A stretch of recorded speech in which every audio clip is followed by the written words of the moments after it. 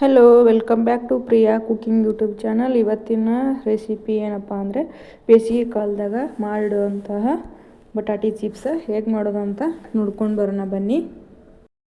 ಇದು ಮಾಡ್ಕೊಂಡಿಟ್ರೆ ವರ್ಷ ಪೂರ್ತಿ ತಿನ್ಬೋದು. ಹೇಗೆ ಮಾಡೋದು ಅಂತ ನೋಡೋಣ. ಇವಾಗ ನಾನಿಲ್ಲಿ 2 kg ಬಟಾಟಿ ತೊಗೊಂಡಿದ್ದೀನಿ, ಆಲೂಗಡ್ಡೆ ತೊಗೊಂಡಿದ್ದೀನಿ.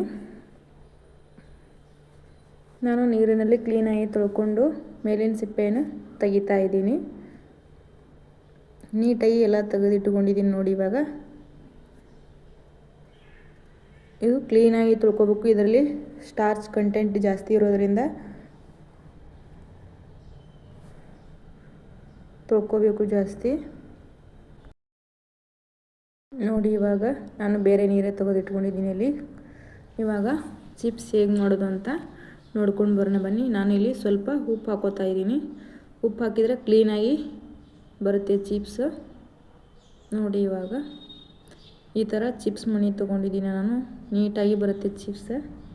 ಭಾಳ ದಿಪ್ಪಾದರೂ ಚಲೋ ಹೋಗೋದಿಲ್ಲ, ಸ್ವಲ್ಪ ತೆಳ್ಳಗೆ ಇರಬೇಕು ಚಿಪ್ಸ್ ನೋಡಿ. ಈ ಥರ ನಾನು ಇವಾಗ ಚಿಪ್ಸ್ ಮಾಡ್ಕೋತಾ ಇದ್ದೀನಿ ನೋಡಿ.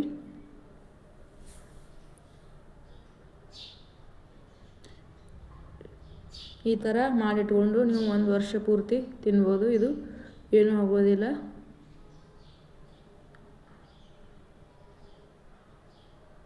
ನೋಡಿ. ಆ ಥರ ಬಂದಿದೆ ಚಿಪ್ಸ್. ಇಟ್ಟು ತಿಳುವಾಗಿ ಬರಬೇಕು ನೋಡಿ. ಎಷ್ಟು ದೊಡ್ಡದಾಗಿ ಬಂದಿದೆ. ಆಲೂಗಡ್ಡೆ ದೊಡ್ಡ ತರಬೇಕು ಸೈಜ್. ಸಣ್ಣ ಚಿಕ್ಕದಾಯ್ತು ಅಂದರೆ ಒಣಗಿಸಿದಾಗ ತೀರಾ ಸಣ್ಣ ಆಗ್ತಾವು. ಅದಕ್ಕೆ ದೊಡ್ಡ ಆಲೂಗಡ್ಡೆ ತರಬೇಕು ನೋಡಿ. ಈ ಥರ ಮಾಡ್ಕೊಳ್ಳೋದು ನಿಧಾನವಾಗಿ ಮಾಡ್ಕೋಬೇಕು. ಯಾಕಂದರೆ ಇದು ಪ್ಲೇಟ್ ಶಾರ್ಪ್ ಇರೋದ್ರಿಂದ ನೀಟಾಗಿ ಮಾಡ್ಕೋಬೇಕು. ಇದಕ್ಕೆ ಇನ್ನೊಂದು ಯೂಸ್ ಮಾಡೋಕ್ಕೆ ಕೊಟ್ಟಿರ್ತಾರೆ. ನಾವು ಕೈಲಿ ಏನಾದರೂ ಯೂಸ್ ಮಾಡ್ಕೋಬೋದು, ಇಲ್ಲ ಇದು ಚಿಪ್ಸ್ ಮಣಿಯಿಂದಾದ್ರೂ ಯೂಸ್ ಮಾಡ್ಕೋಬೋದು. ಅದನ್ನು ಸ್ವಲ್ಪ ಸಣ್ಣದಾಗಿಂದ ಅದನ್ನು ಈ ಥರ ಯೂಸ್ ಮಾಡ್ಕೋಬೇಕು ನೋಡಿ. ಹಾಗೆ ಮಾಡ್ಕೋತಾ ಇರಬೇಕು.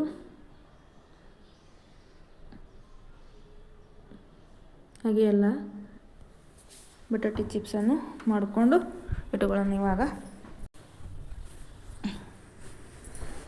ನೋಡಿ ಎಷ್ಟು ತೆಳುವಾಗಿ ಬಂದಿದೆ ಅಂತ ಚಿಪ್ಸ್.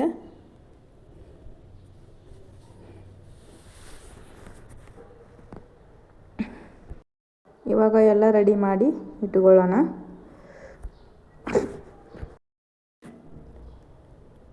ಬೇಗ ಆಗುತ್ತೆ. ಇದೇನು ಚಿಪ್ಸ್ ಈಸಿಯಾಗಿ ಮಾಡ್ಕೋಬಹುದು. ಇದಕ್ಕೇನು ಜಾಸ್ತಿ ಜನ ಬೇಕಾಗಿಲ್ಲ ನೋಡಿ. ಎಲ್ಲ ರೆಡಿಯಾಗಿದೆ. ಇವಾಗ ಚಿಪ್ಸ್ ಇವು ವೈಟಾಗಿ ಬಂದಿದೆ. ಇಲ್ಲಿ ವಿಡಿಯೋ ಕ್ಲಾರಿಟಿ ಚೆನ್ನಾಗಿ ಬಂದಿಲ್ಲ ನೋಡಿ. ಎಷ್ಟು ಚೆನ್ನಾಗಿ ಬಂದಿವೆ ಚಿಪ್ಸ್. ಇವಾಗ ಇನ್ನೊಂದು ಸಲ ಕ್ಲೀನಾಗಿ ತೊಳ್ಕೊಳ್ಳೋಣ. ಇವಾಗ ನೋಡಿ, ನಾನು ಇಲ್ಲಿ ಚೇಂಜ್ ಮಾಡಿದ್ದೀನಿ. ಈ ಥರ ತೊಳ್ಕೊತಾ ಇದ್ದೀನಿ. ಉಪ್ಪು ಹಾಕಿ ತೊಳ್ಕೊಬೇಕು ನೋಡಲ್ಲಿ. ಈ ಥರ ಇವಾಗ ರೆಡಿ ಮಾಡಿ ಇಟ್ಕೊಂಡಿದ್ದೀನಿ ನಾನು ಚಿಪ್ಸ್. ಇವಾಗ ನೀರಿನಲ್ಲಿ ಹಾಕಿ ಕುದಿಸೋಣ. ಇವಾಗ ಚಿಪ್ಸ್ ಮುಳುಗುವಷ್ಟು ನೀರು ತೊಗೊಳ್ಳೋಣ. ಅದಕ್ಕೆ ಉಪ್ಪು ರುಚಿಗೆ ತಕ್ಕಷ್ಟು ಉಪ್ಪು ಹಾಕಬೇಕು. ಇದು ಜಾಸ್ತಿ ಉಪ್ಪು ಹಾಕಿದರೆ ಚಿಪ್ಸ್ ಉಪ್ಪಾಗಿ ಬರುತ್ತೆ. ಯಾಕಂದರೆ ಕುದ್ದಿರುತ್ತಲ್ಲ, ಕ್ಲೀನಾಗಿ ತೊಳ್ಕೊಳ್ಳೋ ಮುಂದೆ ಎಷ್ಟು ಉಪ್ಪು ಹಾಕಿದ್ರೂ ಏನೂ ಆಗೋದಿಲ್ಲ. ಇವಾಗ ಜಾಸ್ತಿ ಹಾಕ್ಕೊಂಡಿದ್ರೆ ಚಿಪ್ಸ್ ಉಪ್ಪಾಗುತ್ತೆ ನೋಡಿ. ಇವಾಗ ಸ್ವಲ್ಪ ನೀರು ಬಿಸಿ ಆದ ನಂತರ ಅದಕ್ಕೆ ಚಿಪ್ಸ್ ಹಾಕ್ಕೊಳ್ಳೋಣ. ಇವಾಗ ಇದಕ್ಕೆ ಜಾಸ್ತಿ ಕುದಿಸುವ ಅವಶ್ಯಕತೆ ಏನಿರುವುದಿಲ್ಲ ನೋಡಿ. ಇವಾಗ ನಾನು ಚಿಪ್ಸ್ ಹಾಕ್ತಾಯಿದ್ದೀನಿ.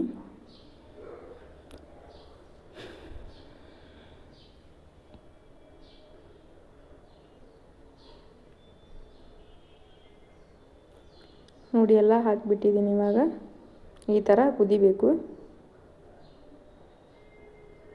ಸೈಡಲ್ಲಿ ನೋಡ್ತಿರ್ಬೋದು ನೀವು, ಬಬಲ್ಸ್ ಬರ್ತಾ ಇದೆ, ಕುದೀತಾ ಇದೆ ಚಿಪ್ಸ್. ಇವಾಗ ಜಸ್ಟ್ ನೀಟಾಗಿ ಕುದಿಸೋಬೇಕು. ಯಾವ ಥರ ಅಂತ ಕುದಿಸೋಬೇಕು ನಾನು ಇವಾಗ ಹೇಳ್ತಾ ಇದ್ದೀನಿ ನೋಡಿ. ಇವಾಗ ನೋಡಿ ಹೇಗೆ ಕುದೀತಾ ಇದೆ. ಹಾಗೆ ಒಂದು ಸ್ವಲ್ಪ ತಿರುಗ್ತಾ ಇರಬೇಕು. ಯಾಕೆಂದರೆ ಮೇಲಿದ್ದ ಚಿಪ್ಸ್ ನೀರಿನಲ್ಲಿ ಬಂದಿರುತ್ತಲ್ಲ, ಅದಕ್ಕೆ ಕೆಳಗೆ ಮೇಗ ಮಾಡಿದರೆ ಜಲ್ದಿ ಕುದಿಯೋದು ಸಾಧ್ಯತೆ ಇರುತ್ತೆ. ಅದಕ್ಕೆ ಇವಾಗ ಈ ಥರ ನೋಡಿ ರೆಡಿ ಮಾಡ್ಕೊಳ್ಳೋಣ. ಈಗ ನೋಡಿ ಚಿಪ್ಸ್ ಕುದೀತಾ ಇದೆ. ಇವಾಗ ಕುದ್ದಿದೆ ಚಿಪ್ಸ್. ಹೇಗೆ ನೋಡೋದು ಅಂತ ತಿಳಿಸ್ತಾ ಇದ್ದೀನಿ ನೋಡಿ ನಿಮಗೆ ನಾನು. ಇಲ್ಲಿ ನೋಡಿರಬೇಕು ಈ ಥರ ಮಾಡಬೇಕು ನೋಡಿ.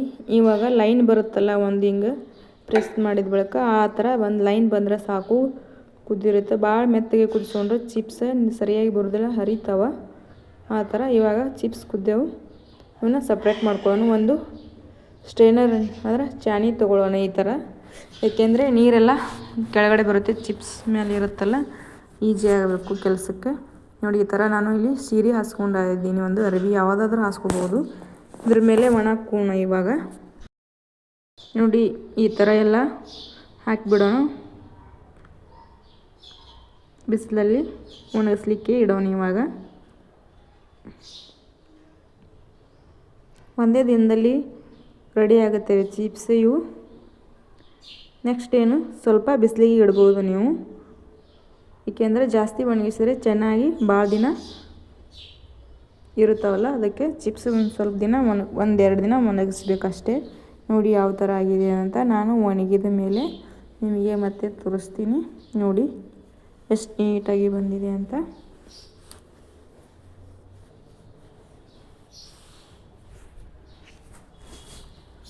ನೋಡಿ ಇವಾಗ ಒಣಗಿಸಿದ್ದೀನಿ. 2 kg ಚಿಪ್ಸ್ ಇಷ್ಟು ಹಾಕಿದ್ದಾವೆ. ನೋಡಿ ಎಷ್ಟು ಚೆನ್ನಾಗಿ ಬಂದಿದೆ. ನಾನು ಇಲ್ಲಿ ನಿಮಗೆ ತೋರಿಸ್ತಾ ಇದ್ದೀನಿ ಕರಿದು ಹೇಗೆ ಬಂದಿದೆ ಅಂತ ನೋಡಿ. ನಾನು ಒಂದೇ ದಿನದಲ್ಲಿ ಒಣಗಿಸಿದ ನಂತರ ನಿಮಗೆ ಕರಿದು ತೋರಿಸಿದ್ದೀನಿ. ಒಂದು 2 days ಬಿಸಿಲಲ್ಲಿ ಒಣಗಿಸ್ಬೇಕು, ಆಗ ತೀರಾ ಚೆನ್ನಾಗಿ ಬರುತ್ತವೆ. ನೋಡಿ ಯಾವ ಥರ ವೈಟ್ ಕಲರ್ ಬಂದಿದೆ ಅಂತ. ಹೀಗೆ ಮಾಡಿ ಇಟ್ಕೋಬೇಕು, ಚೆನ್ನಾಗಿ ಬರುತ್ತೆ ಚಿಪ್ಸ. ನೋಡಿ ನೀವು ಈ ಥರ ಮಾಡಿ ಇಟ್ಕೊಳ್ಳಿ, ವರ್ಷ ಪೂರ್ತಿ ಇಟ್ಕೊಂಡು ತಿನ್ಬೋದು. ವಿಡಿಯೋ ಇಷ್ಟ ಆದರೆ ಲೈಕ್ ಮಾಡಿ, ಶೇರ್ ಮಾಡಿ, ಕಮೆಂಟ್ ಮಾಡಿ, ಸಬ್ಸ್ಕ್ರೈಬ್ ಮಾಡಿ.